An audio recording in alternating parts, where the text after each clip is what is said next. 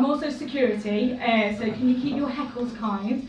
And a little bit of health and safety as well. Actually, I'm not health and safety, but if anybody needs any mouth-to-mouth resuscitation, I could consider it. Okay. So before we begin tonight, I'm just going to, well, not just going to, I'm going to bring on Daisy, and Daisy's going to tell you a little bit about the charity that you're raising money for tonight, and start the comedy as well. Okay, so big round of applause for Daisy!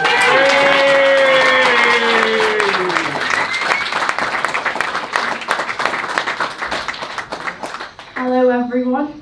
Hello. I wanted to take this opportunity to thank you all for joining me on this night to help me to attend a life-changing journey halfway across the world to the island of Borneo. I would also like to thank the acts for giving up their time to be here and perform to us all. And an extra special thanks to Louise for stepping in last minute as our compere for tonight. I hope you all have a great night, and one final thing from me, why did the banana go to the doctor? We don't know why did the banana go to the doctor. Because he wasn't peeling very well.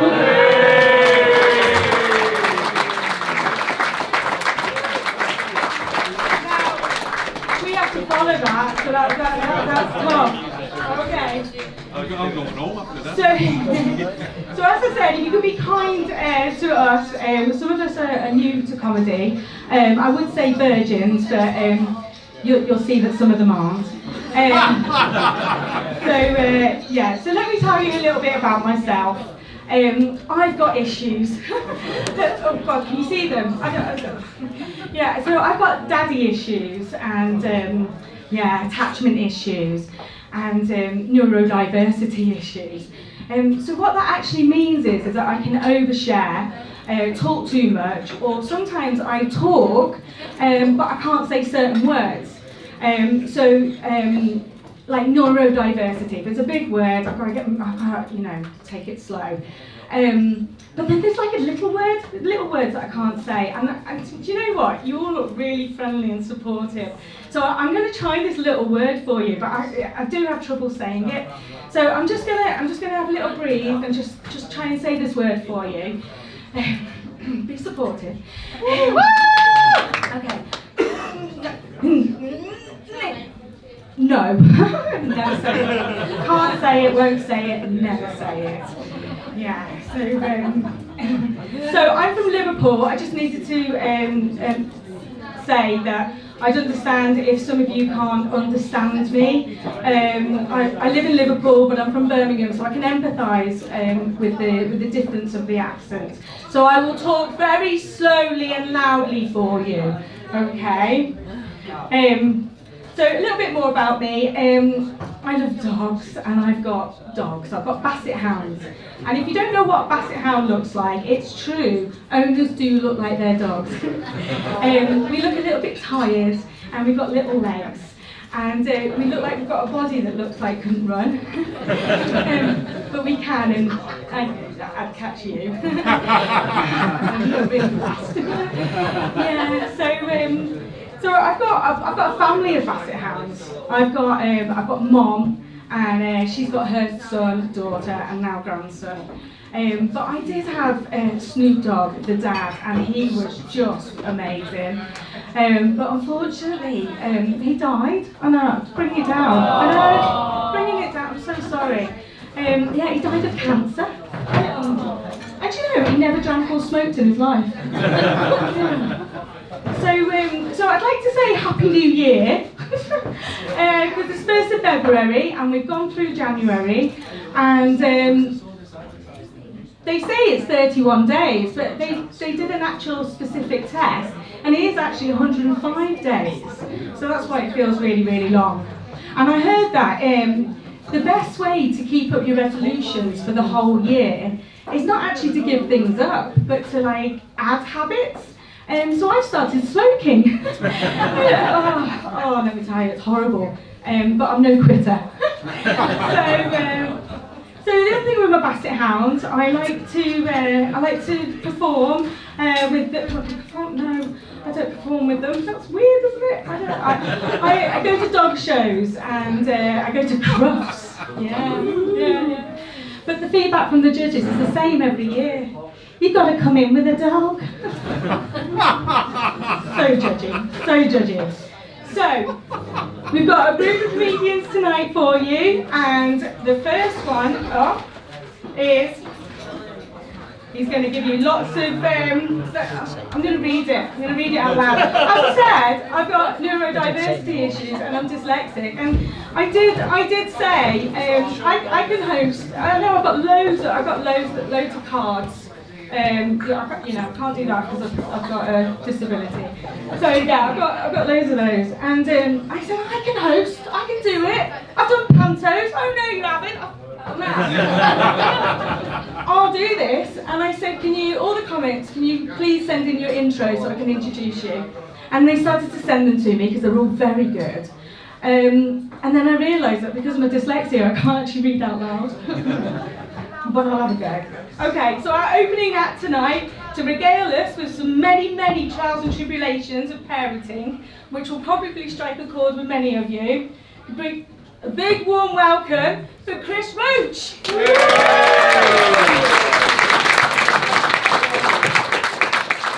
Hello. It's great to see so many people out here tonight fundraising. I mean, why raise money for sick kids or the homeless when we could pay for a 4-week holiday? In all seriousness though, it's a great cause. I think conservation is something that young, obviously, it's great to get them on board with, and just the travel alone will be great for days, so I hope it goes really well for it. Well, speaking of travel, I'm actually just back from a 2-week holiday myself, been to Tunisia. While we were there, we went on one of these all-day coach trips, get picked up dead early in the morning, see loads of different places, but in the middle of the day, the driver decided to stop at his mate's carpet shop.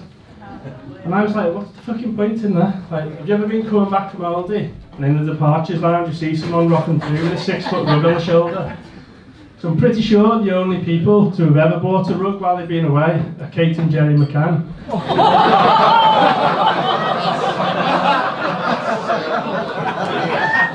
Whenever we go away, I point blank refuse to pay for the allocated seating on the plane. Just won't do it. It's not because of the cost, it's because I know if I don't pay for a seat, there's a 50% chance I won't be sitting anywhere near my kids, so just have a nice flight. While we were away, made use of the kids club for a couple of days. They loved it, made loads of friends, played games, singing, dancing.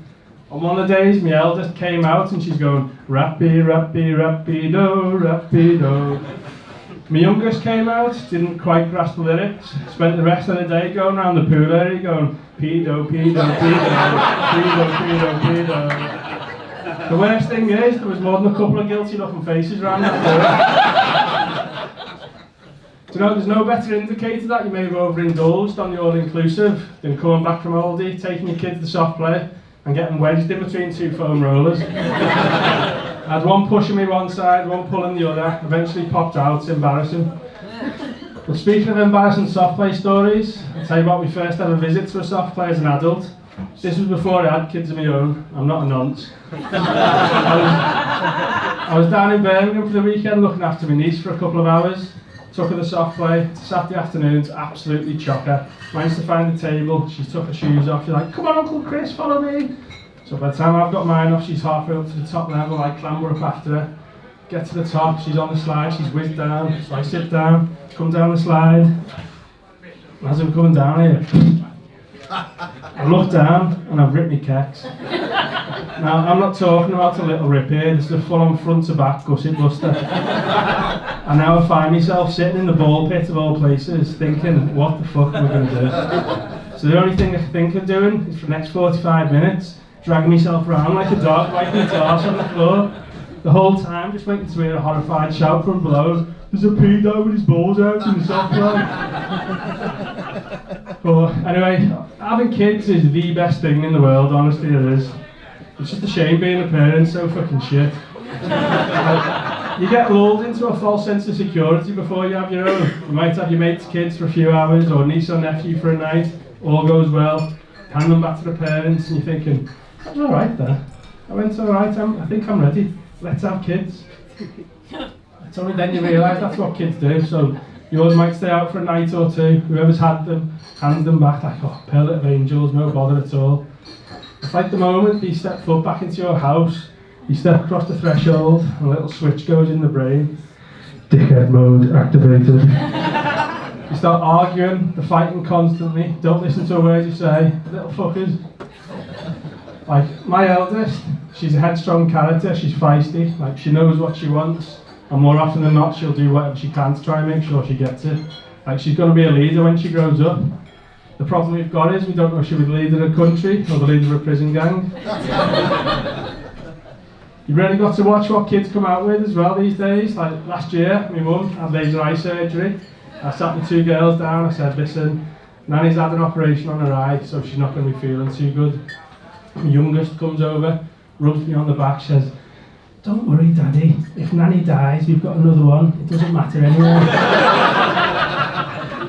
Similarly, there's been more than one occasion I've been out with them, and one of them's gone, look, Daddy, that lady's got a baby in her tummy.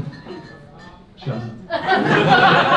It's an overweight woman, minds her own business, and she's definitely heard what you've said, and all I can do is walk past mortified. As well, realise since having kids, you can't really take photos anywhere these days.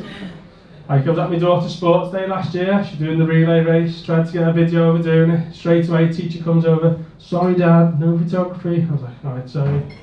Took them swimming, tried to get a picture of one of them jumping in, lifeguard blows his whistle, no cameras, put it away. I was like, alright, calm down. And the worst one last week, I had my phone, slid it under the door, the ladies' changing rooms in there, some fucking call the police on me.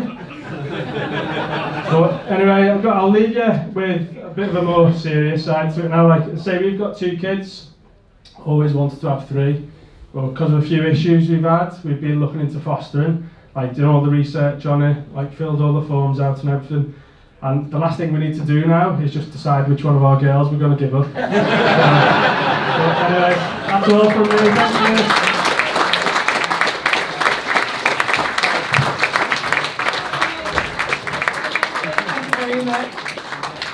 Okay, well, next up we've got a brilliant comedian. We trained together, didn't we, on the same course? We went on a course to learn how to be funny. So next up, a big warm welcome, please, to Alex Berry. Hello everyone, how are you? I haven't done this in a while, and seeing so many people in one place, I'm shitting myself. Can I please have another round of applause? Thank you so much, you're all very beautiful. A little bit about myself. My name is Alex, I have this face. My mom is on the other side because I'm not allowed here by myself. Considering I have this face, I might try to join in on this trip that we're trying to raise money for. Also, although I have this face, I get loads of girls. I pull loads of girls. How? Because I'm cute. And I have curly hair. And most importantly, I dance salsa. Girls love that shit. They think it's exotic. Until they find out I'm from Eastern Europe. The only thing exotic about us is that we sleep with our cousins, like Colombians do. You look very, very beautiful. What's your name, lovely? Lil. Hi, love. Are you single? Damn it. Have you ever been scammed online? Sorry, you just struck me like a person who gets scammed online. On a serious note, you remind me of my grandma because she is gorgeous. And I'm gonna tell you tonight a story about my grandma online. How does that sound? So, my grandma started flirting with this guy on Facebook. Ooh. Now, my granddad has been dead for 3 years, so my grandma's not a hoe. She's 70, but she's fine, like yourself.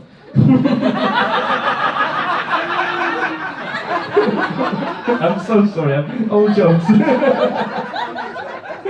Yes, so a little bit about this guy that she's flirting with. He's 62, rich and a celebrity singer. And he wants to meet my grandma. Now, I started to panic. I'm like, what is this going on? I started to do my due diligence with my grandma. I asked if he asked for any personal information, for any car details. She said no, but then she just threw in this into the conversation without understanding the magnitude. She said that he invited her and one of his most loyal fans to a trip to Argentina, expenses included. I said, uh-oh, my grandma's getting pimped and shipped to Argentina. I told you, she's fine. She's really fine. So I started to panic. I tried to make her understand that this is a fake account. I started to do my due diligence. I looked on his profile, and his profile picture on Facebook had 8 likes. Do you know who has more likes? My grandma. And then the other 7 likes were from 7 other grannies that were probably been waiting to go to Argentina. And I was very embarrassed because my grandma was the finest one. I told her she needs to up her price if she gets to get pimped because her competition is down here. But in the end, I managed to get her to understand this is a fake account. Do you know what I did? Exactly. I showed my grandma videos of old women getting abducted on YouTube. If communism taught us anything, is that fear works. And it's actually pretty cute, it's quite wholesome. I'm watching videos of old women getting abducted every morning when I have breakfast. It's actually pretty funny, like how women just get picked in a van, it's pretty funny. Yeah.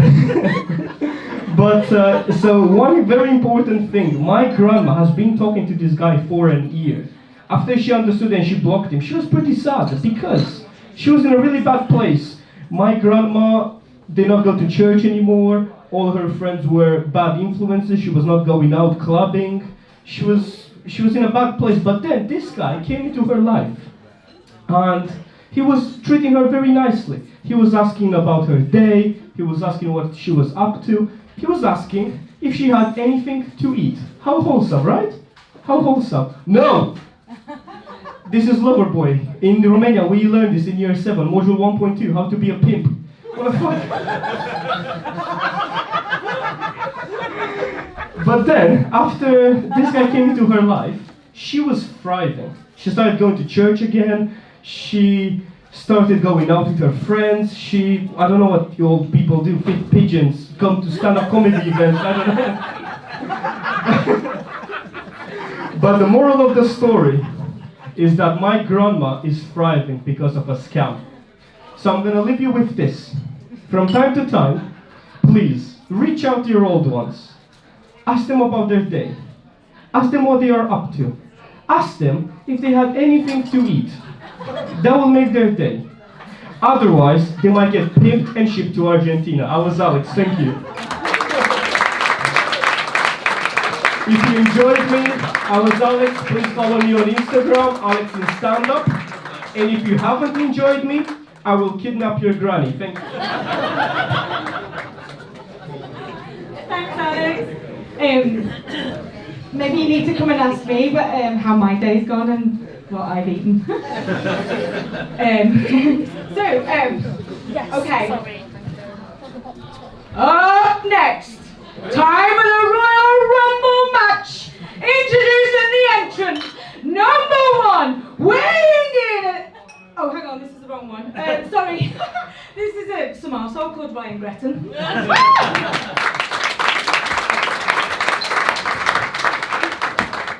Bit would have given them the wrong note. Meant to be in the States. Shit.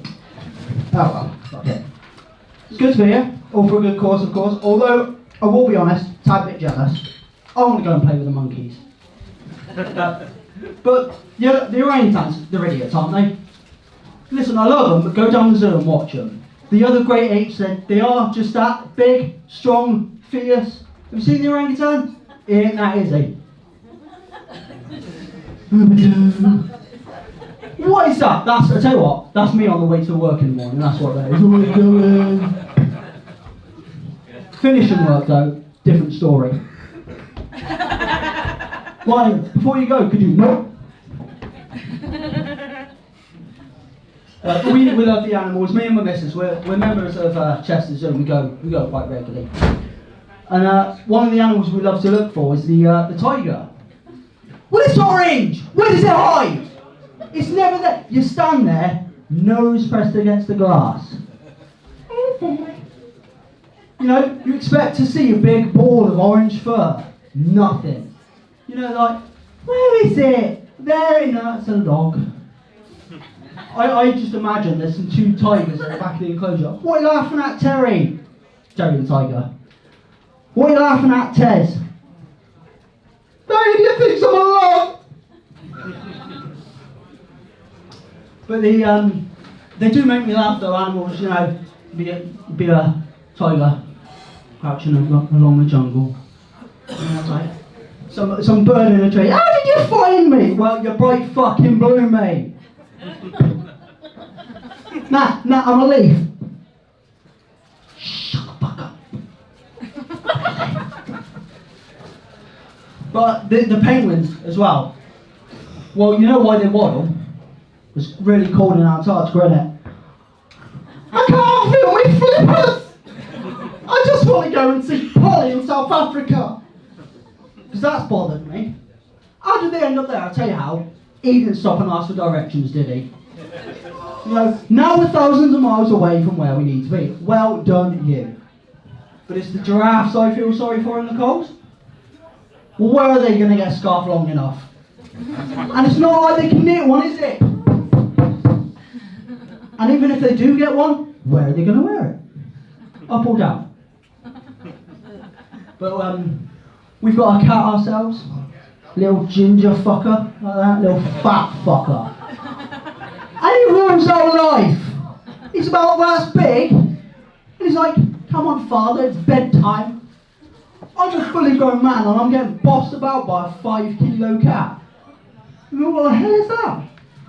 But anyway, those royals aren't going to rumble themselves. Or maybe they will. Maybe they move to the States, get married, write a book. I'm not going that. But I will leave you. What was this one? I will leave you with this one piece of advice. Piece of ancient Chinese wisdom. Man who goes to bed with itchy bum, wake up with stinky finger. Thank you.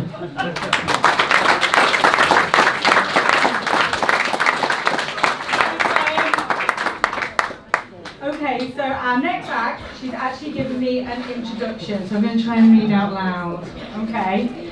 Next, we have a world-famous author of best-selling thrillers of gratuitous sex and violence. So worth a read, at least she says. I'm going to try and get it on audio, hands-free. She's a big hit at the Edinburgh Fringe. She lives in Cheshire. And this is her second appearance on the comedy stage. So give a big, massive Barton welcome to our local Ruth Elliott-Smith.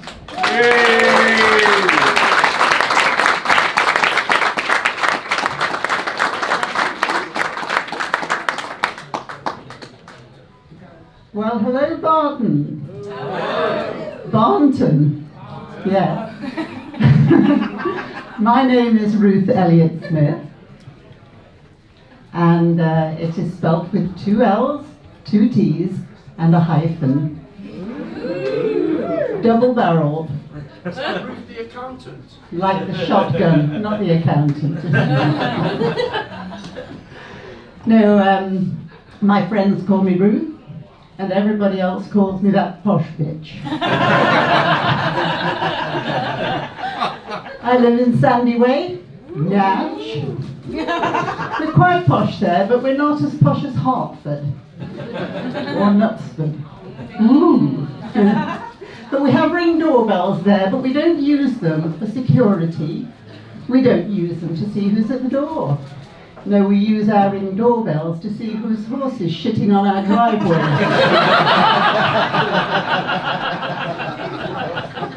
Now, I hate shopping.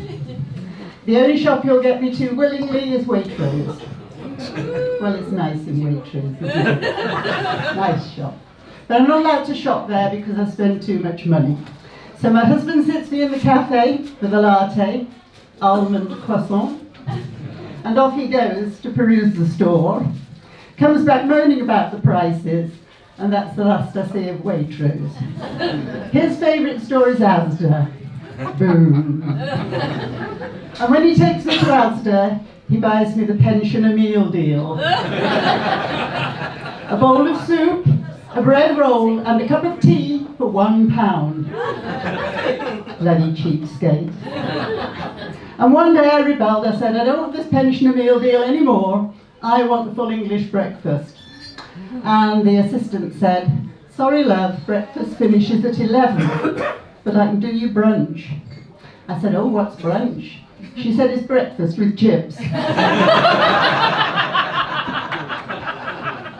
Now I call him my husband, but actually we're not married.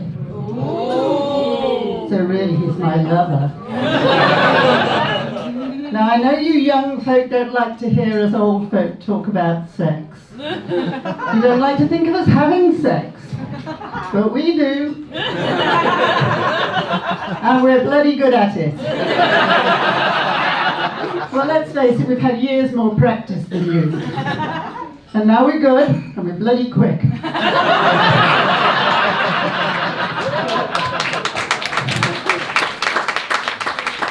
I'll tell you why. I've got 2 metal hips.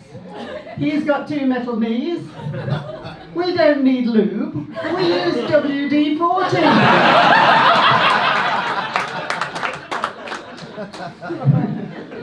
I tell you though, one thing that does change as you get older is the pillow talk. Gone are the days when I used to say, touch me here, stroke me there. Now it's mind my hip, watch my knees.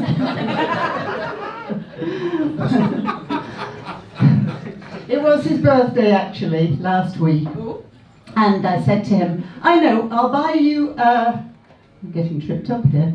I'll buy you a new cover for your golf bag. And he said, save your money. Don't spend any money on me. I don't need it. So I said, well, I must do something for your birthday. How about a little treat? I said, I'll wear my purple basque and my black stocking and my suspenders and my black high heel shoes. And he went very quiet. And I could see he was thinking. And then he said, is the offer for the golf bag still on?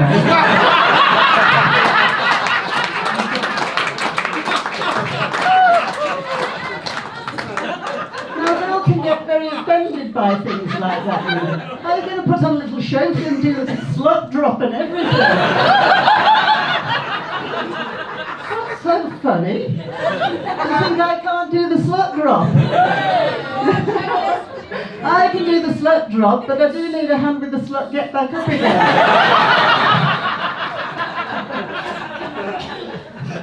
Right, well, as Louise said, lovely Louise, who stepped in at the last minute, thank you, Louise.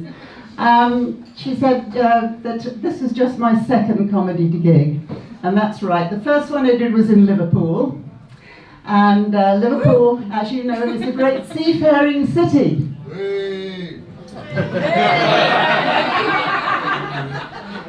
Great seafaring city, so they helped me with a little sea shanty at the end of my act. Now Barnton is not on the sea, you might have noticed, but you do have a canal. Yeah? So in my book, that qualifies you to help me with the sea shanty too. Right? So what I want you to do is imagine that you're walking along the towpath. You're not on one of those tall ships like there would be in Liverpool, pulling on the sails. You're pulling on a rope, oh God, pulling on a rope, and you're pulling this barge along, and it's so heavy, and you're so tired. Every time you take a step, you go, ugh. Can you do that? Ugh. Well done. A lot of bargees here. The next thing I want you to do is keep time for me, please. Right, great. And every time I point to you, you go, huh? Which is the name of the ship, cause the P.L.T. the wind blew high, how about it blow, oh my boys blow. Soon may the weatherman come to bring us sugar and tea and rum. One day when the work is done, we'll take our leave and go. Well done, Barnton, give yourself a big hand.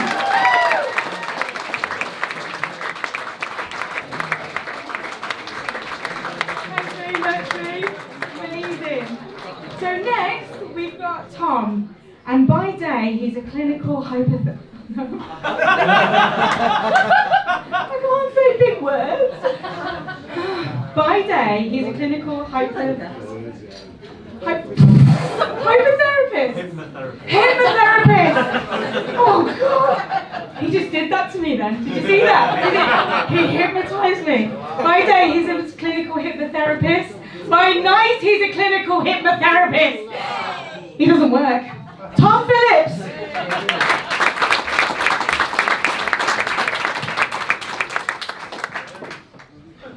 Yeah, evening ladies and gents, my name is Tom. I am a clinical hypnotherapist. So I use hypnosis to help people with stress, anxiety, phobias, PTSD, all the good shit that life throws at us these days. And because of that, I want to stand on stage tonight and talk about cunts. A couple of reasons for that. One, I am a bit of a cunt myself. Put your hand up if you're a cunt. Hey, you're my people. There's a lady back there elbowing the guy next to her going, get your fucking hand up here. But I do get called up in it. Well, I get called a cunt a lot actually where I go, and so much so that I've actually got a standard reply that just trips off my tongue. So whenever anybody calls me a cunt now, I just go, well, that's a bit harsh, but thanks, mum.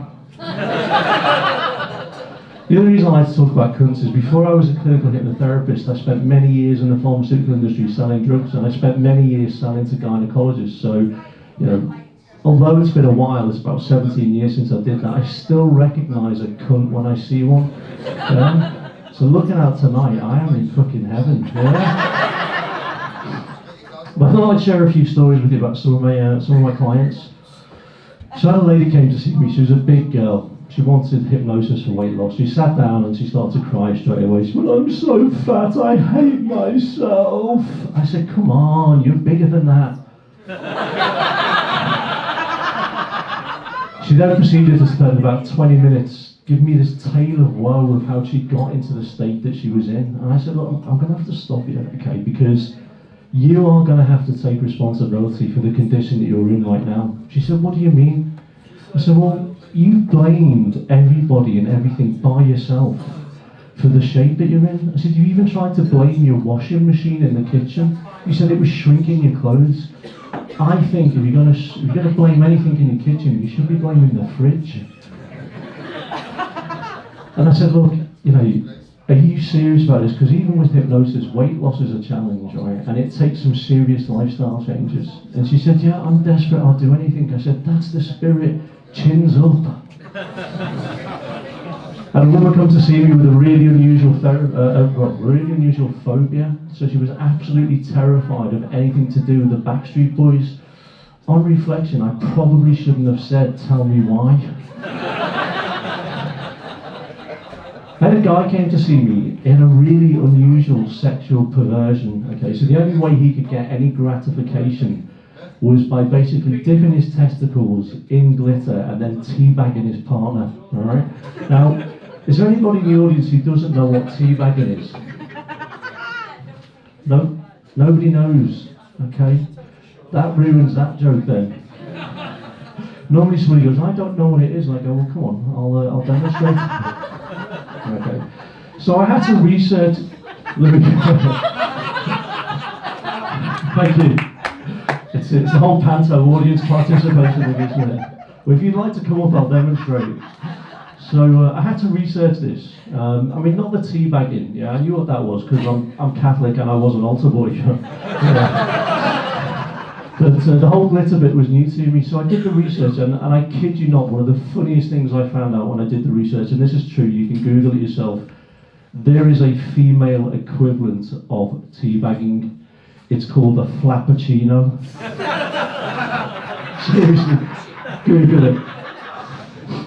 So he sits down, he tells me all about his kink, you know, testicles, glitter, teabagging his partner. He said, am I insane? I said, nah, just pretty nuts. You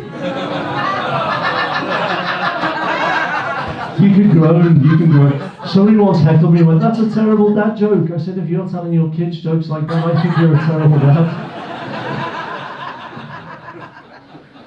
So anyway, back to all things gynecological. I actually bumped into one of the gynecologists that I used to call on as a rep a couple of weeks ago in Tesco's. So we're catching up, we're chatting as you do. Turns out he's not a gynaecologist anymore. Things have got so bad in the NHS, he's actually decided to become a car mechanic. But he's one of the most specialised car mechanics in the country because he can do a complete oil change through the exhaust pipe. I said, do you not miss it? Do you not miss being a gynaecologist? He said, well, I keep my hand in at weekends. And then I said to him, I said, look, I always wanted to ask you this question when I was calling on you as a rep, right? Is your job the best job in the world, or is it the worst job in the world? I said, because if you get some pretty little thing on the table in front of you, it must be quite nice. But if you get some 80-year-old granny with a prolapse fanny, it can't be that good. He smiled, and he said, look, Tom, we've got to be professional about this. It doesn't matter whether you get a pretty young thing, old lady on the table in front of you. He said, being a gynaecologist is just like being a pizza delivery guy. Well, okay, I wasn't expecting that. How is being a gynaecologist just like being a pizza delivery guy? He said, well, every now and again, you get a greasy box full of cheese that you weren't expecting.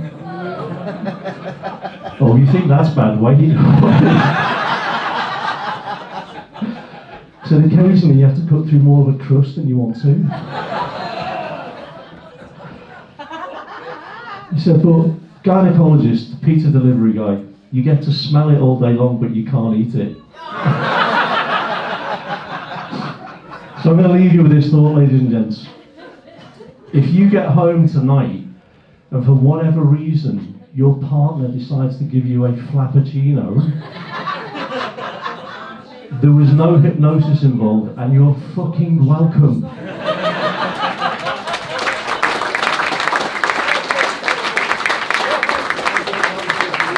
See you later, Tom.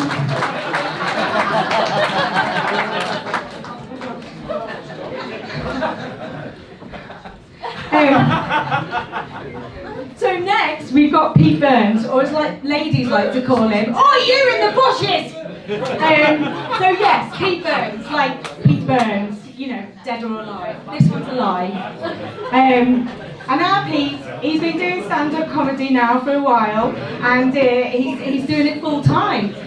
So he's unemployed. Just like when he finished his creative degree and getting his qualification. Where is he? Getting his qualification in karate. Right, okay. And have a little tussle with you later. Oh, I'm gonna be busy after this. Right, big warm welcome for our Pete Burns.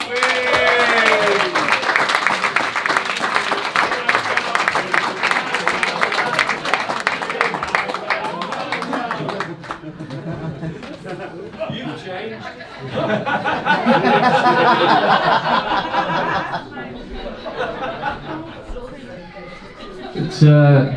It's been a bit of a tough year since I turned 30. My girlfriend left me last week. She said I was too kinky and nearly spat the piss out me mouth.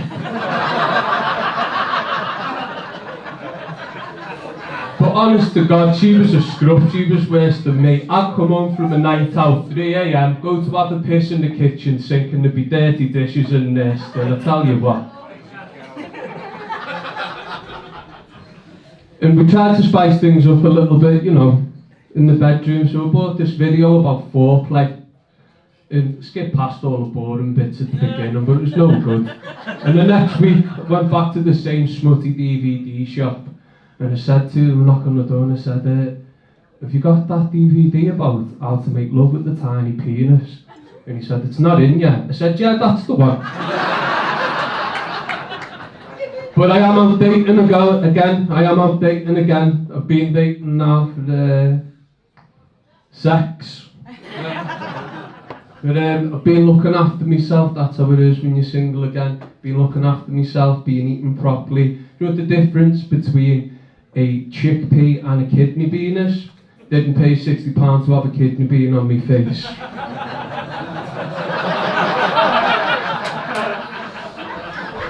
But since turning 30, I've been in and out of the doctors loads, way more than I wanted to. And last week I went and got my prostate done, and I'm bent over like that in the doctor's office. And he sticks his fingers up my arse like that. And he says, don't worry, if you get an erection, it's a normal procedure, Stephen. I said, my name's Peter. He said, I was talking to myself. And I tell you what, the cuts to the NHS are terrible. Terrible. He didn't wear a glove or nothing, and for the lube he just spat on his hand and done that. I hope he cuts his nails next time too as well. The last time I go to the doctor's at a service station.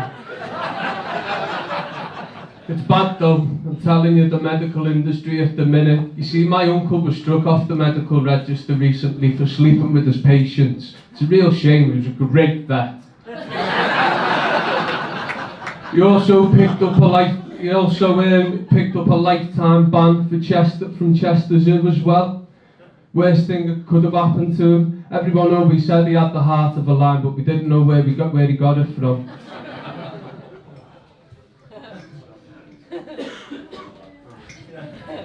I also had a mate who went to the doctors recently. He was always a ladies' man when we were younger, and he's always had a really hoarse voice, and he walked into the doctors. Hey up, Doc. I've got a terrible throat and I don't know what to do with it. I've been like this since we were a lad. And the doctor, he looks him up and down and he goes, looking at you, there's nothing too wrong with you, so do me a favour, could you drop your catch for me? And my mate, he goes, well alright then, Doc. And goes, and the doctor's looking him up and down and he goes, bloody hell, yeah. No wonder he wears jeans to the pool. It's about there from the ground, it's absolutely massive, and the doctor goes, well that's what the problem is. It's pulling on your vocal cords, it's leaning your posture, and that's why you've got a hoarse throat. So do me a favour, I'm going to have to take about 8 inches off it, just leave you with the remaining 10, and then come back in 2 weeks and let's see how your throat is. And he goes, alright Doc, anything please, I need my voice sorting out. So the doctor does the operation, he comes back in 2 weeks, my mate walks back into the doctor's and he goes, hey Doc, my voice it's great now. But my bird, she gave me the elbow. She's the love of my life, Doc, is there anything you can do? Can you put it back on or anything for me? And the doctor says, I'm afraid there's nothing I can do now. Thank you very much everybody for being a wonderful audience, thank you. As an audience, you've been brilliant so far. So if you can keep it up in the second half. So now we're going to have a break. Stretch your legs, go to the bar, and I'll give you a 5-minute warning for you to come back. All right, thank you.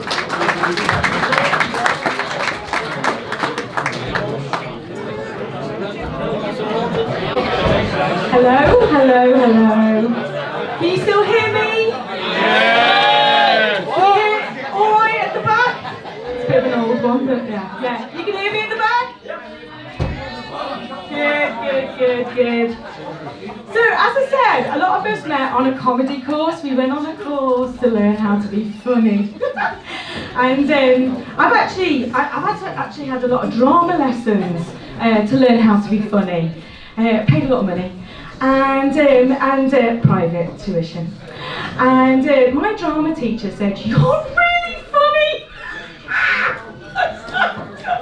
Oh, that's brilliant. She said, but Louise, don't ever tell a joke because your jokes are shite. So I suppose this is funny. Anyway, so next, Mr. Funny, Tom McSherry. I didn't ask for the Mr. Funny part, but thanks anyway.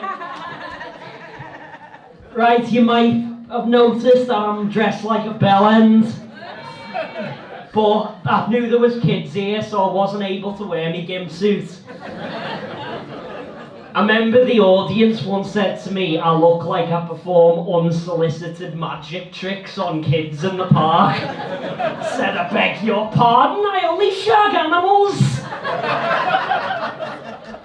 My girlfriend's mate said to her recently, so what's it like to have sex with a comedian? And she goes, well, I can't speak for other comedians, but having sex with Tom is a lot like watching his comedy routine.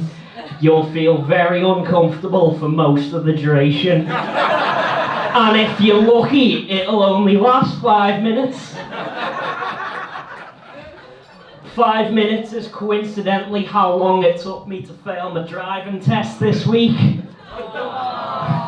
Apparently a 3-point turn isn't just a fancy name for a roundabout. My driving instructor won't even teach me anymore because he says I've got issues. I remember shouting at him going, "What do you mean I've been speeding? I've had me handbrake on the whole fucking journey." He's an idiot anyway. Said I need to work on something like me crotch control. I said, "So I look like a cripple to you, mate?" So, my name's Tom. I was born in Ireland to an Irish father and a Glaswegian mother, and I grew up in Liverpool, which is a perfect recipe for alcoholism. I might as well have been baptised with a bottle of Buckfast. So, when I turned 5, my parents got divorced. We moved over to Liverpool, and she married a woman, which makes me both half Scottish and half lesbian. Now, there's some advantages to being half lesbian in 2025. It means I can make LGBT jokes without anyone getting pissed off with me. And it's times like this that I wish me dad was black. Because if I had a gay mum and a black dad, I would be fucking bulletproof. Yeah, my dad doesn't approve of me doing stand-up comedy, or in general. He said I should try something a bit more bankable, like fast food or puppetry. He never had me till he was 60 years old, my dad. So I reckon I only won the sperm race because there was about 4 of us left in it. Like some of you, most of you in the audience in fact, will have had the luxury of wondering whether or not you were planned. I never had to bother, because at 60 years old, my dad wasn't looking forward to having a kid. He was looking forward to getting his fucking bus pass. I did ask him once, I said, "Dad, how did you end up having a kid at 60? And he goes, "Well, you're Irish, Thomas. They hadn't legalised abortion yet." So, some people do this comedy stuff as a hobby, others are trying to make money out of it. I'm trying to show you all how gone in the head I am so I can get pip money. I was gonna do a shit on stage, but then my mum bought a ticket and that cocked up the whole plan. I can't ruin another family do with me feces. A girl once said to me, "Do you pretend to be crazy when you're on stage?" And I go, "Yeah, kinda like how you pretend to be pretty when you wear makeup." I'm not a bad guy though. I've got a very sensitive side. It's on the end of my cock.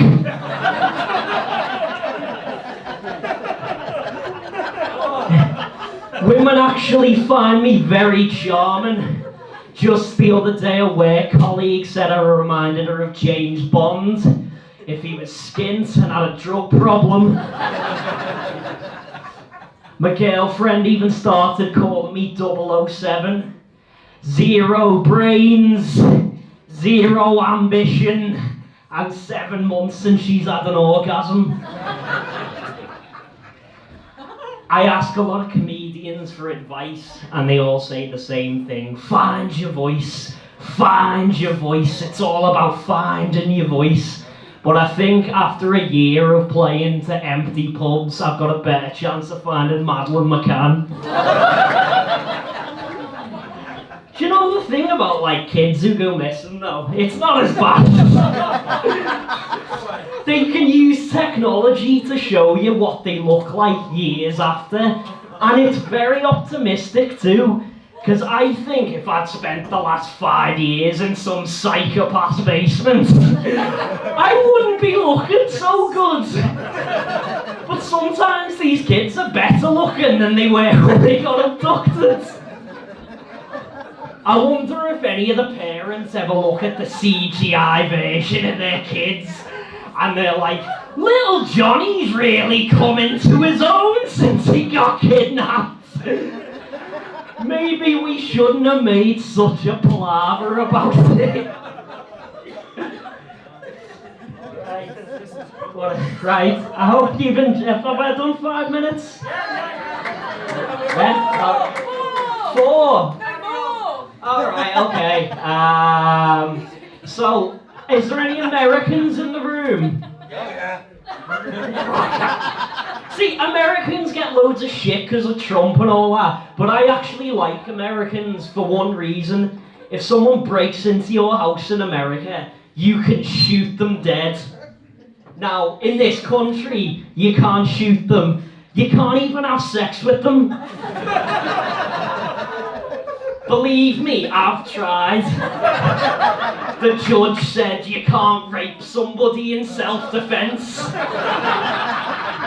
Fucking health and safety gone mad. Right, I've been Tom McSharry, hope you enjoyed it. Thanks, Tom.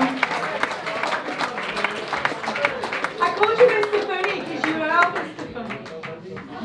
I know you didn't put that as an intro. Okay, so our next act has been setting stages on fire with his hilarious takes on life. So I hope you know where the fire exits are. Right, he's going to make you laugh. He's going to make you piss yourself. He's going to make you shit yourself. It's Mick Fleming.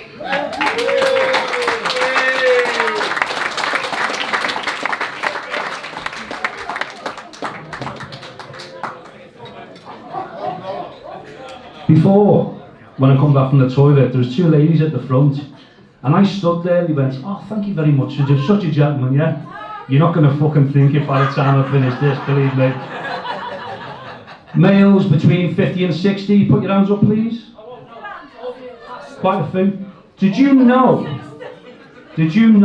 that 54% of males aged between 50 and 60 are likely to suffer from erectile dysfunction? Well, you fucking do now. Yeah. I'm Flemo and I'm 57. And guys, you'll probably get onto this. Having a wank is like trying to smash the contents out of a piñata with a fucking swimming pool noodle. Fucking true. You see, no matter how many times I try and whack it, with something soft and floppy, nothing's coming out. Sorry. But in my defence, I have had quite a rough upbringing. I'm 57, brought up in Liverpool. Most of my idols turned out to be fucking paedophiles. Or should that be paedophiles? And when I was 12, I wrote a letter. Still got it here. It just happened to say reserved and I picked it up over there, but just go with me. Dear Jim. You obviously know what I'm fucking talking about. Please, can you fix it for me? To go to a wax factory to make some candles for my local church. Michael Fleming, age 12. Well, some say that if you had a Jim will fix it badge when you were a teenager, it is real, and I've cleaned the stains off. I've cleaned the stains off on us. Oh, fucking laugh. Fucking laugh, but I'm traumatised here because on the 8th of January 1980, I walked out to that BBC film studio with a face like a fucking melted candle.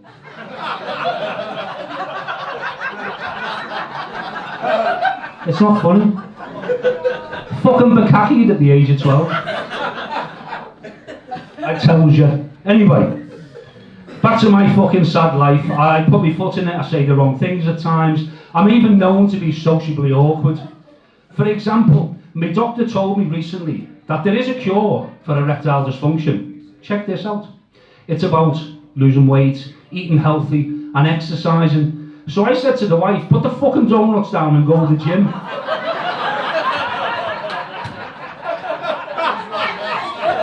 That didn't end very well, I'll fucking tell you. Another occasion, I was sat in the car with the window arm down, And I heard a voice, a lovely female voice say, do you want a bit of thigh or would you rather go for the breast? I was like, oh, fucking hell. I said, tell you what, look, jump in the back, give us a grope of your ass and a blowjob. Sorry. Not the best reply to give her a fucking KFC drive-in. Even shopping is a fucking nightmare now with the wife, similar age, but older than me. I love a laugh, mate, right, or I used to. And I walked into the supermarket and just on the left-hand side in Tesco, by ours, there's the price guns, pew pew.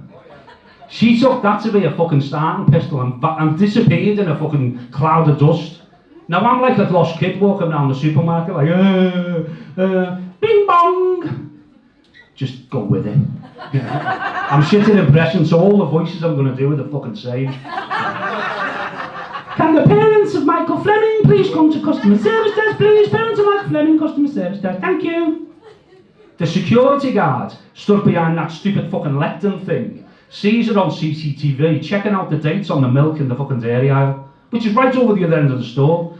So off I go in search of Dora the fucking Explorer with me trolley. And as I turn into the dairy aisle, I see it there, layer packed butter, £4, pew! In the trolley you go, bosh, fucking made up. I look up and just see her face staring at me.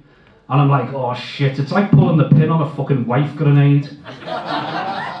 1, 2, 3, boom, fucking mood swing. Put it back! I told you my voice is a shit. She can't believe it's not butter.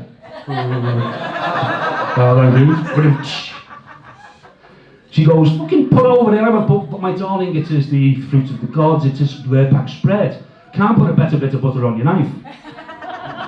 They're all coming out now, aren't they? All the old fucking advert-type jokes. When I do these to students, they look at me and go, who the fuck's Jimmy Savile? Who the fuck are you? Fucking wokeism gone mad. Bastards. And it didn't help that I worked in the university for 12 months. And I'd be walking around biting me fucking lip all the time. I don't anymore, so it's like off with it all. Anyway, so then I put the butter back and then she ends up getting the one for £1. Pew! Starting pistol again. She's off now like an Olympic race walker.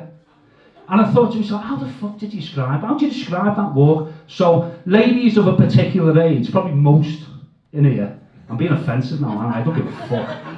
It's called Jennerette syndrome. It's like Tourette syndrome. But I just use my age as an excuse to say what the fuck I like.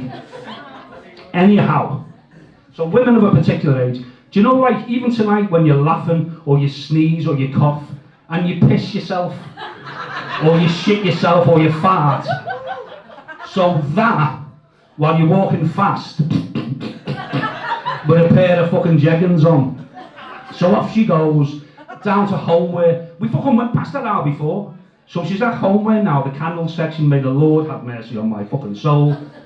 And I see a candle there, and it smells of like Stella Artois, fucking boot polish, proper man's candle, you know. £3, bang in the trolley. Again, I look up and she's fucking staring at me. And it's like she's glassing me. I'm getting this fucking Yankee candle smashed into my face. And do you know the little yellow security tag that you see inside?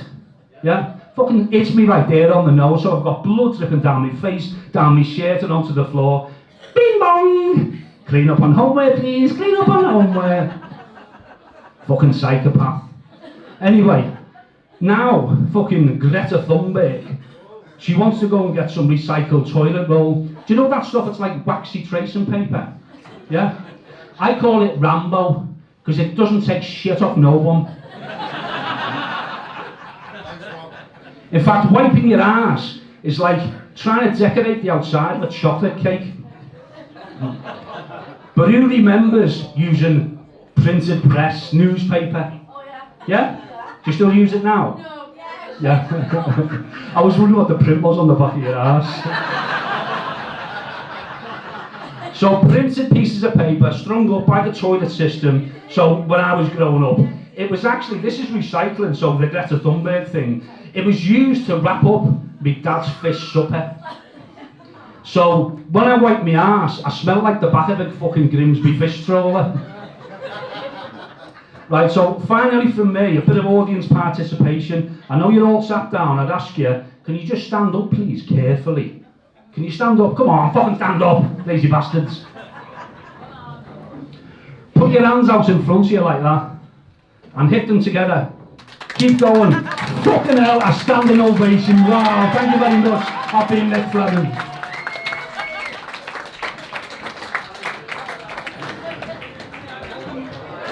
Right, yeah. Yeah, thank you. Mission accomplished. I think I did wee a little bit.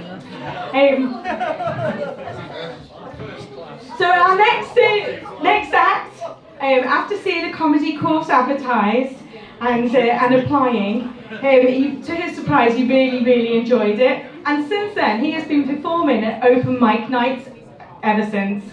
He says there's nothing better than making people laugh. Well, there's the other as well, isn't there? There's nothing better than making other people laugh. So a loud applause, please, and a warm, and make sure you laugh, James Connell.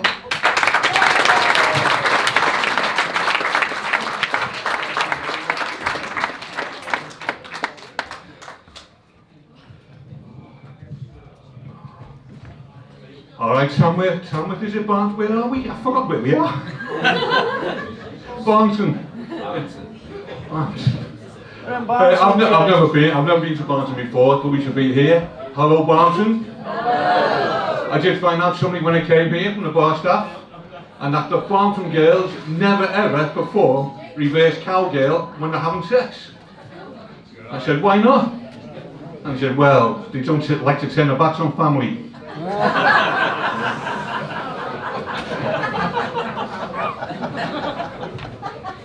So good to be here. Lovely performance, Lambs this, it's really nice stage. I'd like to start off with a bit of Shakespeare.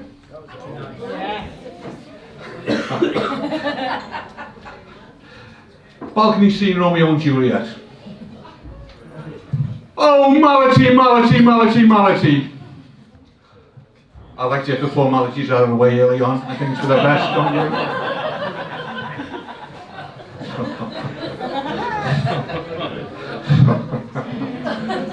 Okay, before I came down tonight, the last thing I seen on TV was the news, and the story that Universal Studios are going to do another remake of Ocean's 11. The original starred Frank Sinatra, Dean Martin, Sammy Davis Jr. The remake starred George Clooney, Brad Pitt and Matt Damon. This one's going to be a little bit different, I fear. Russell Brand, Philip Schofield and Prince Andrew. So I've had to tweak the title a little bit to fit in with the new storyline. So it's no longer Ocean's 11, now it's, oh, she's only 11.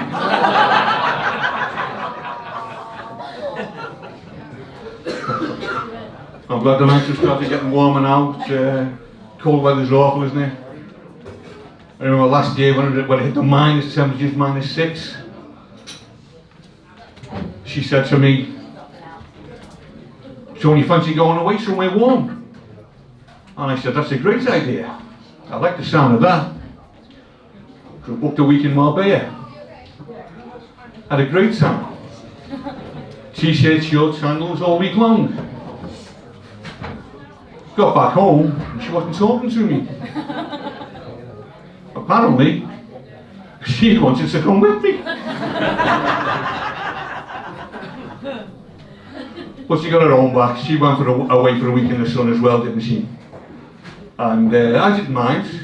In fact, I was quite happy, to be quite honest. And well, that wasn't until I got the postcard. She said, having a wonderful time.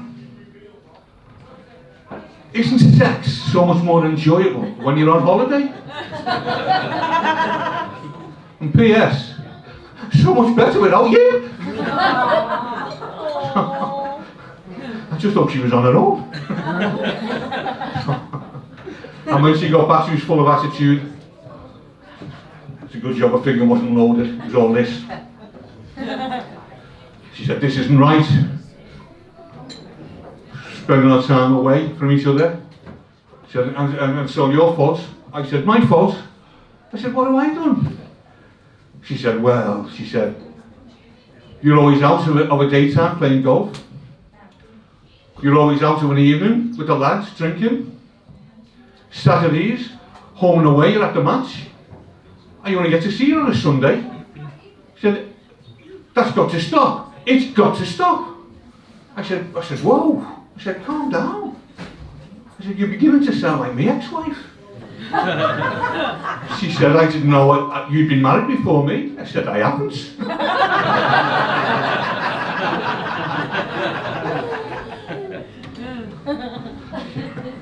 So, upset again the other night. When I came home late, sitting in bed with a face like thunder, started getting undressed, threw my shirt on the bed. She picked it up and she said, why is the lipstick all over your shirt? I said, because I've just wrapped my cock on it.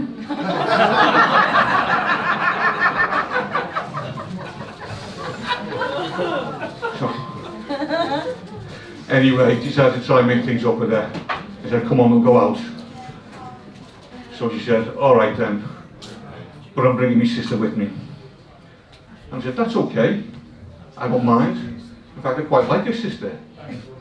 She's a lovely girl, pretty, great figure, drop dead gorgeous. I said, bring her along, I don't mind, I really like her. Anyway, she brought a fellow with her, Simon. He's not the sharpest tool in the box. One of these guys that when he walks in a room he's so dim it goes dark, you know. So I'm lumbered with Simon and conversation's not great. We get to the restaurant, we get a nice table, and I say, I'll get the drinks in. And he said, I'll come with you. And I thought, oh, for fuck's sake. Anyway, we're at the bar, and he turns to me, he said, James? I said, yeah. He said, you know we're going out with two sisters? I said, yeah. He said, does that mean that if I was to have sex with your missus, we'd be brothers? I said, no! I said, don't be stupid! That wouldn't make us brothers. It would make us even, but it wouldn't make us brothers.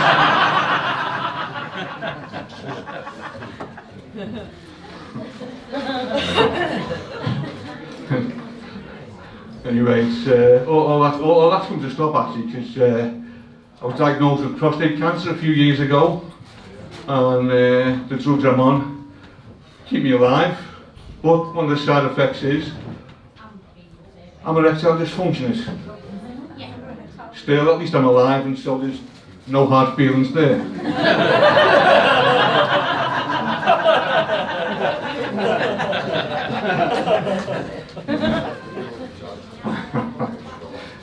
My son rang me up the other day. He said, listen Dad, he said, I've got to stay barracks today. He's in the Royal Engineers. He said, I've got to go to a meeting, I can't pick the kids up, can you do it for me? I said, yeah, sure, I don't mind. So I went down and got the grandkids, put them in the back in the child seats, 3-year-old grandson, 4-year-old granddaughter. As we're coming out this car park, there's a bin wagon goes past in front of me. I pull up behind him. I hate driving blind when you're behind something big, so I drop back a bit. Which is just as well, because halfway down the road, there's a dog runs out in front of the bin wagon and he has to slam on. So I slam on. Tell me what the expression is, I can't remember now, but anyway. Emergency stop, controlled emergency stop. I haven't done that since 1977 when I took my driving test. Anyway, brought the car to a halt, well, without Jetta in the kids through the window, and I turned around and said, "You okay?" Okay. Okay. And he said, "Yeah, I'm just going to turn back," and there's all this rubbish coming out of the back of the bin wagon, including this huge purple dildo. Smacked the windscreen, bounced over the roof. 3-year-old grandson said, he said, "What was that, Grandad?" I said, "Oh, it's nothing, son. It's just a pesky bug, just a flying bug.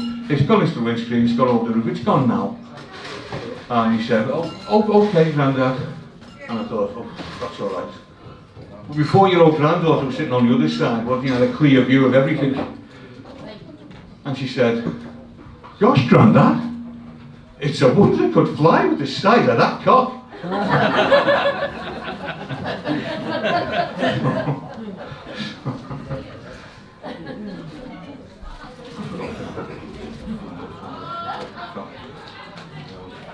Excuse me. Yeah, I'll finish off with this one, last one. I couldn't remember what it was. I only wrote it this afternoon. But probably a bit of a problem. Well, not a problem, but I've been drinking far too much lately. So I went out to my local Alcoholics Anonymous meeting. Alcoholics Anonymous? Are you kidding me? I knew everybody there. So thank you very much. You've been a fantastic audience. Really appreciate it. Just like to say a huge thank you to all of you for coming out to support Daisy, to send on this trip to Borneo. And hopefully we can do another one of these next year, try and get the money to bring her back.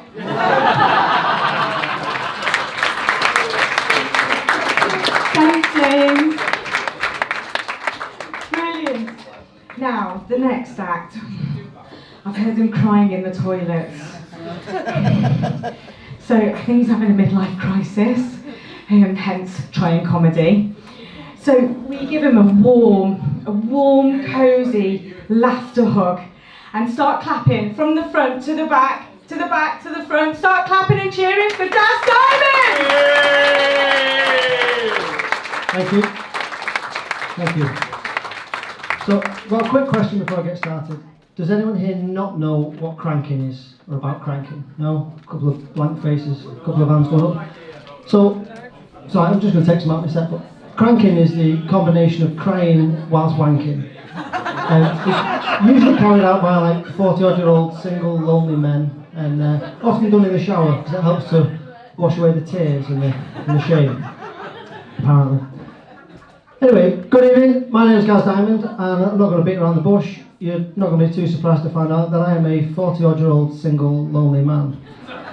Online dating doesn't work for me. I don't have the confidence to chat to women in bars, and cry wanking in the shower doesn't really get me anywhere. So I've tried speed dating, and that's been fantastic. I've met loads of women, and the best thing about it is I get to chat to them all for 3 to 4 minutes, because at speed dating it's socially unacceptable for the girl to get up and walk away. I took out a girl called Lindsay, on a date, I want to point out, because I'm not a hitman. Lindsay was fantastic. She had beautiful eyes, a gorgeous smile, and the kind of blemish-free skin that would make a great lampshade. I said, so when she came, she was picking me up. She was dressed in a beautiful black and grey cocktail dress, set off with some wonderful sapphire earrings. I said, I directed her down the road to a lovely little South African restaurant that I know. It's got a really good atmosphere, quite a quirky kind of character. We pulled up outside. The look on Lindsay's face told me everything I needed to know. She turned to me and she said, "A fucking Nando's?" I could tell she was impressed, let's be honest. Who wouldn't be? Well, I'm sure you can imagine how impressed she was when I told her that she can order anything she wants off that menu, because I've got a voucher. I took the lead, confidently strided into the restaurant, because I'm a true alpha male. Andrew Tate told me that. In fact, Lindsay was a little way behind me, not really sure why, but it was lucky that I turned to check on her, because the heavy door almost smashed into her. But I managed to stop that with a pretty impressive looking roundhouse kick, if I'm honest. We had a great time chatting whilst we were in the restaurant, and it was just a real shame that one of Lindsay's relatives got really ill and had to be rushed to hospital, and she had to leave and go and see them early. She never rang me back. Not all of my dates have been that successful though. I went out with a girl called Claire from Northwich actually. Well, I say I went out with, I was quite late for our first date, and by the time I got there she'd already left and blocked my number. But it wasn't my fault that I was late, and I know everyone comes up with crappy excuses, but it was Mercedes and Astra, and that's not two strippers that I was distracted by. Again. Mercedes and Astra, they're the traffic gods, and they're the bastards who are looking down on you. They're the ones who are messing with your journey plans. Oh, there's Gaz on his way to work. Let's set all the traffic lights to green so he gets there half an hour early. Oh, cheers for that, thanks very much. Always wanted to get to work early, but they never do it on the way home. Oh, there's Gaz, all dressed up smart, trying to impress Claire on the first date, yeah? Fuck him. Well, it was gone 6 o'clock, so there wasn't a conveniently placed bin lorry available to block the street. But there was a crafty set of traffic lights at the end of my road, and as usual, they turned them to red as I approach. Cheers for that, guys. Once again, sat here, not a car in sight, and I'm waiting for the next phase of the moon to come around. But fair enough. I left with plenty of time, so I can sit and I'll wait. Eventually, though, the traffic lights turned to green, and I'm away. But now, well, they've had time to plan. This is what they do. Like the winged monkeys from the land of Oz, taxi drivers swarm out from every conceivable entrance onto the road system, causing near gridlock within moments.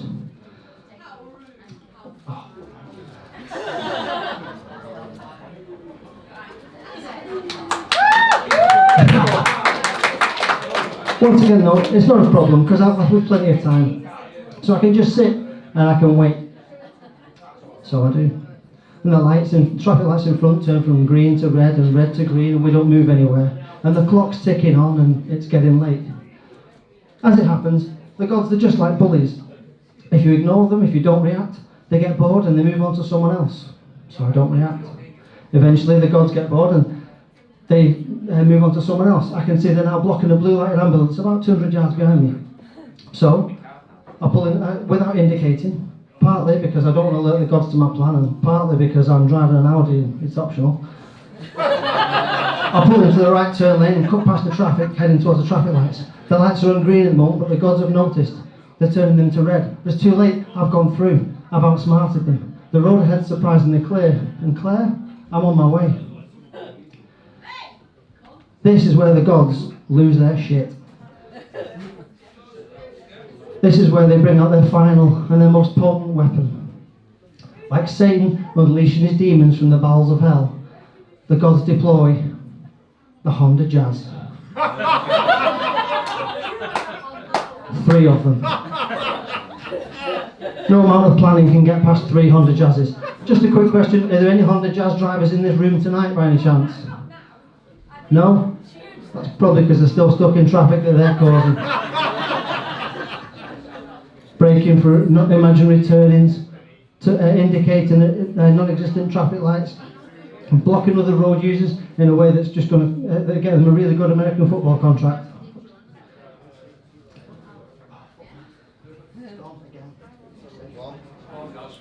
Come on, guys. Anyway, that's the reason I was late. If any of you know Claire, that's the reason I was late for our first date. She can unblock my number and we can rearrange our first date. And she can order anything she wants off the menu because I've got yet another voucher. Thank you. Sorry about that. Thank you, guys. Diamond, brilliant. Okay, so our next act is all the way from the cultural and aromatic, can't say that word, centre of the world. Widnes. Does that actually mean smelling? Aromatic? I'm not saying it right, am I? It's another word. Aromatic. Aromatic. From the cultural and aromatic centre of the world, Widnes. No, he doesn't use just for men. It's Liam Connor.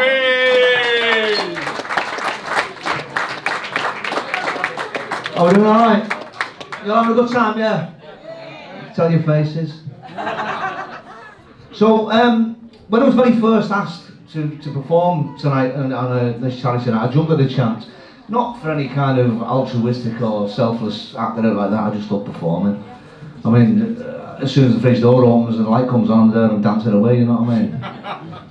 So, I've just done what Gaz has done, I forgot completely what I'm going to do. So, yeah, we all got invited to join this this WhatsApp group, Daisy's charity fundraiser, and there was no kind of description as to what we were raising funds for. So I'm thinking, you know, I mean, I was too polite to ask, and I was a bit scared, to be honest. And I'm thinking, well, maybe Daisy's, like, maybe she's got terminal cancer, and we're sending her to, and we're sending her to Disneyland, you know, for one last time, or maybe she's been involved in a riding accident and she's been crippled and we're getting a powered wheelchair. But no, we're raising money so you can go look at fucking monkeys. I mean, When you go to Chester fucking Zoo. Portsmouth knows his safari park, you know he's out of the bastard car. Advise you'll be doing that. If we do that, that's another fundraiser to pay for the windscreen wipers and the fucking wing mirrors, won't we? Fucking get yourself down to Wetherspoons. So, speaking of Wetherspoons, anybody tonight, anybody been doing Dry January? Put your hands up if you've been doing Dry January. Well done, well done. Well done, well done. You congratulate yourselves. You should congratulate yourselves for jeopardising the fucking nighttime economy, for putting the likes of Jazzy's fucking job on the line, putting the price of beer up for the fucking rest of us. So, me and the missus, we've been doing our own version of Dry January. We've had no foreplay for a month. It's been a bit of a grind, to be honest.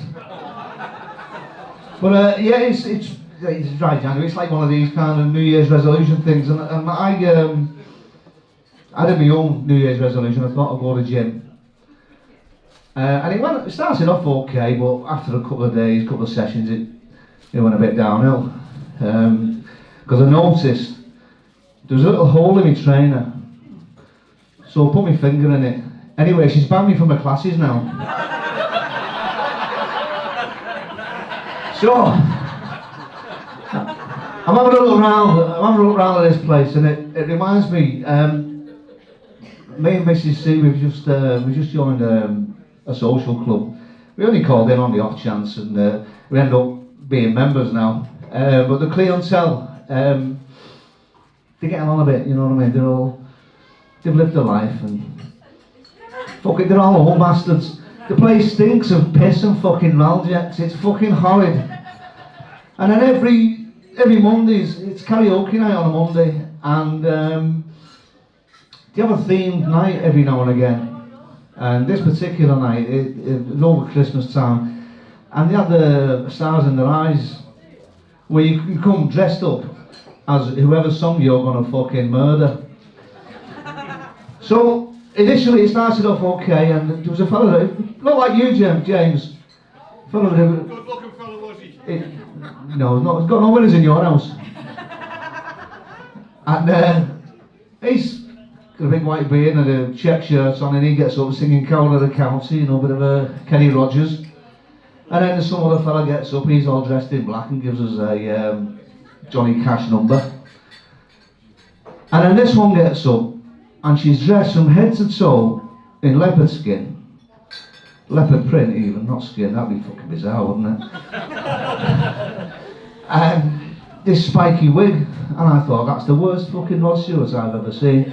But no, she gets up and belts out Simply the Best, Tina Turner. And then, get this is 100% true, this.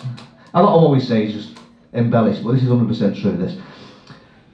This woman gets up, and she's in her 70s, and she's doing Spice Girls.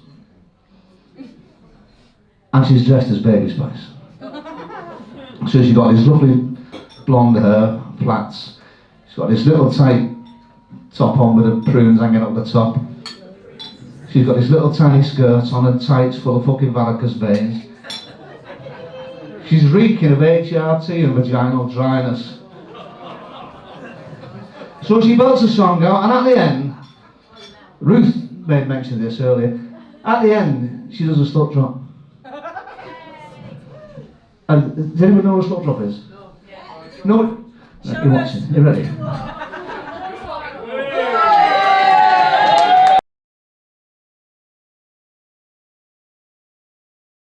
Feeling very suicidal, and I did pluck up the courage.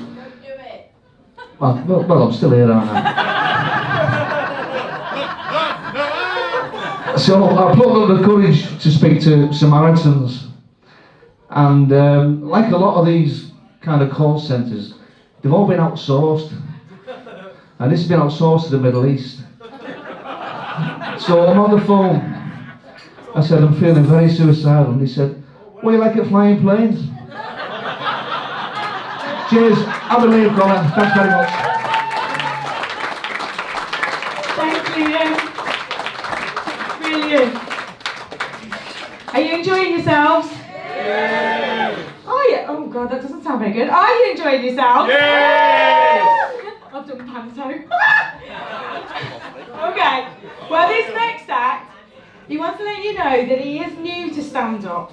And he also wants you to know that he hates the Tories, the government in general, hates stupidity, hates arrogance, and hates selfishness. That's another word I can't say. Selfishness. Anyway, but I am sure he's going to love you. John Williams.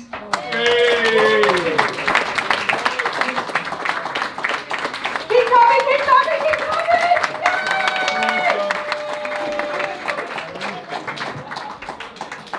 How are we? Alright? I did have my material written on my phone, but I dropped it face down, so it's all going off memory. And I'm thick as fuck, so bear with me. So yeah, so basically, I was a lot bigger. I was about 23 stone. I was a right fat bastard. Done a bit of training, bit of fasting, and I'm a semi-fat bastard. So I'm hoping this time next year I'll just be a bastard. So yeah, when I've seen this opportunity came up, this is only the third time I've done this. So I thought, go on, I'll give it a go, especially for charity. Turn around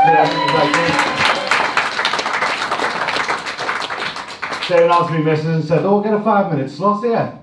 So, okay, now if you last 5 minutes, I'll be very impressed. Well, you know, as a man, you want to try and impress your missus and try and make her happy. I mean, might not be 12 inches, but it smells like a foot.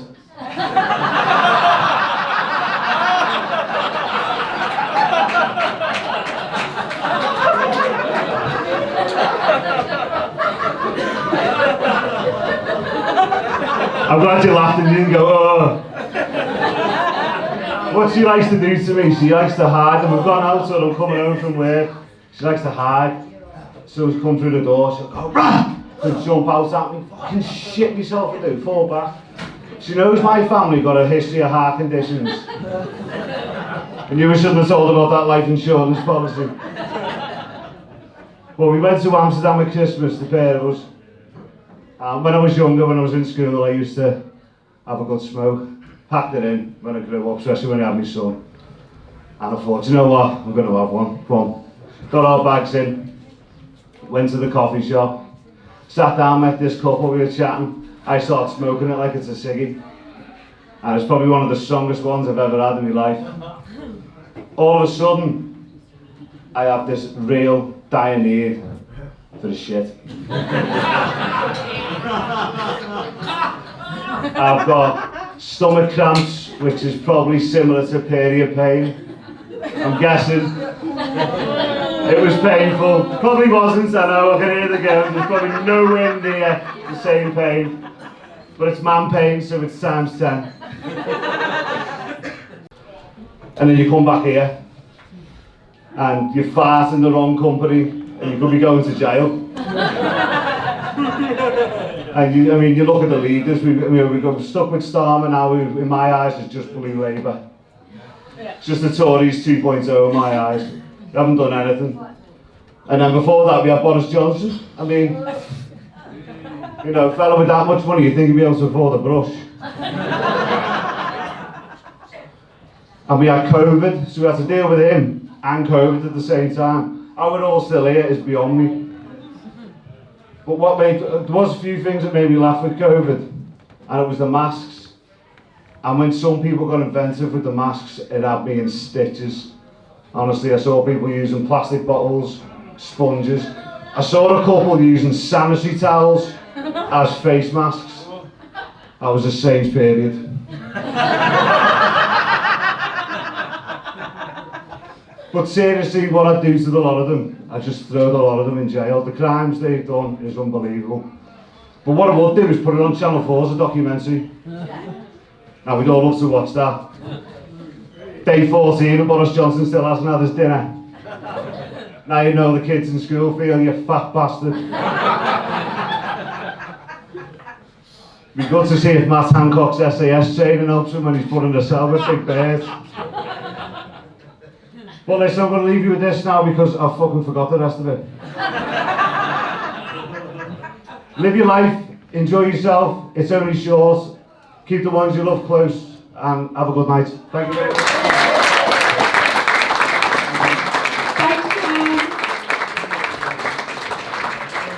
Well, ladies and gentlemen, well, ladies and the men you brought with you, our headline act is a regular at the legendary Hot Water Comedy Club in Liverpool, bringing his northern charm and hilarious anecdotes about life's everyday mishaps. Give it up for Jamie Orcott!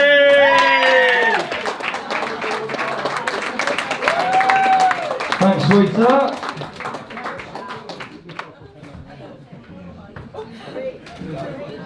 This is my idea of a very nice day out. Now I know that's not a great first impression, but you've got to set the Gary bar low.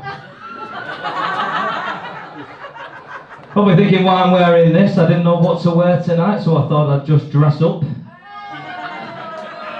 Oh, one for Disney fans. I recently got myself one of those sat-navs. It's one of them fancy ones, you know, where you can change the voice of it to anybody that you want. So I was having to scroll through it, and there's a cartoon section on there. Oh, we'll try that. It was, Hoinks, zoinks, man! We're totally turning right in 200 yards! Right, okay. It then has a celebrity section on it. Oh, comedians. Michael McIntyre, try that one. Hello, we're going on the road now, we're going to take a drive. I don't know why we're in the car. We could always just go skipping. We like to skip while we're in the car. But a very wobbly faces make a very, very wobbly face.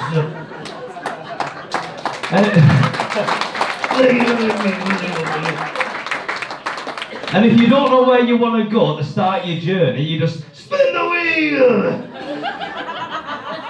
Told you, Gary Barlow. And then it had a family section on there, so I got to that one. Oh, Dad. The thing hasn't spoke to me since. Daddy issues. This isn't part of the set, but I never get to do this impression because I always do younger crowds. But does anyone know Frank Spencer? Frank Spencer. I never get to it. It's not part of the set, but I thought a few of you might know it, so fuck it, why not? Yeah, basically, look at you. Grey hair. You know? I saw you laughing before that piss fucking came out. It was like a slip and slide down here. Ain't a wet floor sign. Like being in front row of SeaWorld. Fucking hell, love. Jesus. So, Frank Spencer. I was gonna go to the beach today, but then the boiler blew in the car, and I was shouting, betting, and she never came, and baby Jessica, and she was in the back as well. So that's Frank. I never get to do it. I just enjoy it. So, I thought tonight I'd just come out and tell you a couple of firsts, because we don't have long. The first one I'm going to talk about is when I went on my first ever lads holiday. And I was 18 years old, I was fresh out of college. Me and my friend Freddie decided we were going to go to Greece. We thought, Zante, belting, first lads holiday. Now, Freddie's about 6 foot something tall, bright ginger hair, and he's one of them guys that you look at and you think, how the fuck have you made it through life? You're not thick as pig shit, we all know someone, and if you don't, it's you. We do. So we get it booked and we go to the airport. Freddie's never been on a plane, never been abroad in his life. Quite literally, he's flying Virgin.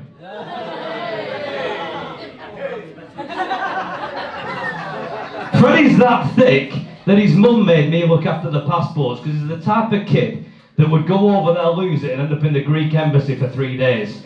So I've got the passports in my fanny pack because I'm a cool dad. We get to Greece, we land and we get to the hotel and it's a proper shithole hotel. Do you know the ones that have got 2 single beds pushed together? Like they're ready for the couples that want to go on holiday together but aren't ready for the commitment.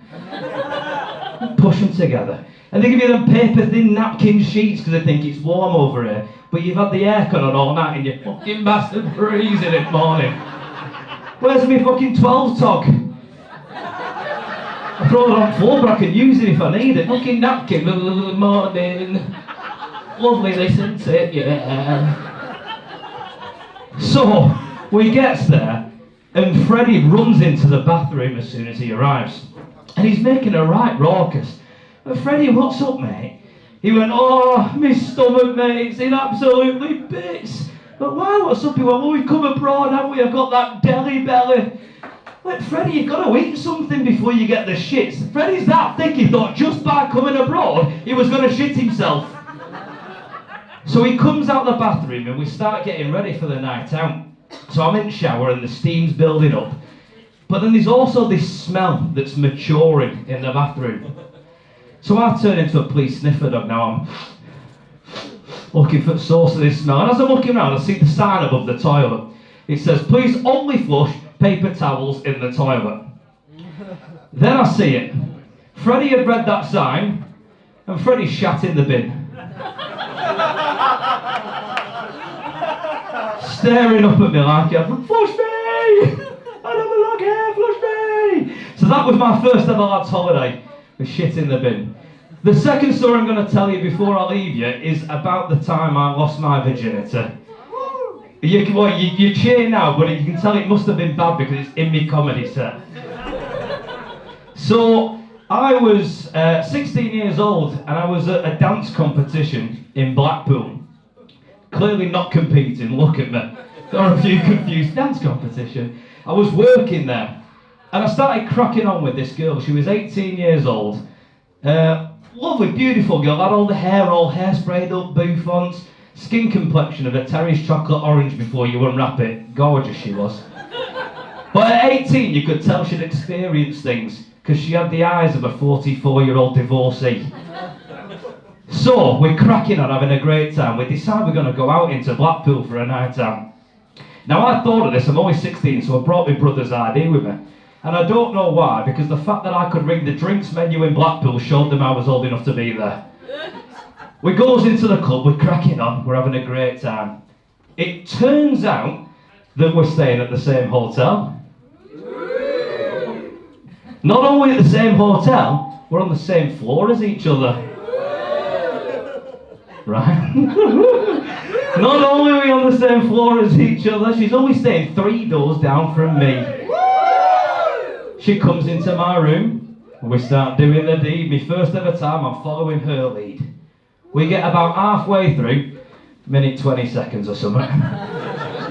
And she turns round, throws her head in the pillars and goes, stick it in my ass.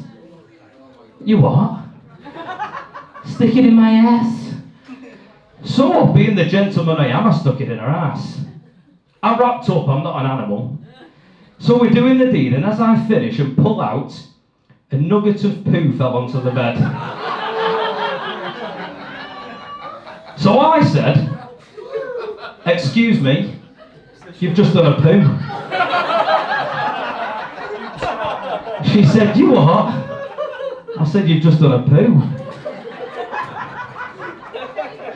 She took offence at that and started screaming at me, what do you mean? It's only a poo, you need to man up, immature boys like you. So she picked the duvet up off the bed, left the room. So now I've got no duvet and a shit. Genuine, so I gathered it up back 4 corners and dropped it out of the window into Blackpool car park and slept on a mattress. Anyway, that's a couple of my first. Thanks for listening. I hope you've enjoyed the night. I'm Jamie Alcock. Good night. Thanks, Jamie.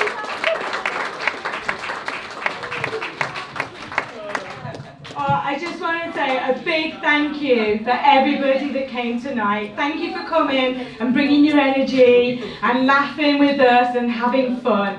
Can I just say, those people who bought raffle tickets, the prizes are on the, don't go now, but the prizes are on the back table, so make sure you check to see what you've won before you go. But before you go, can we have a big applause for you, because you've been brilliant, and for all the comics as well.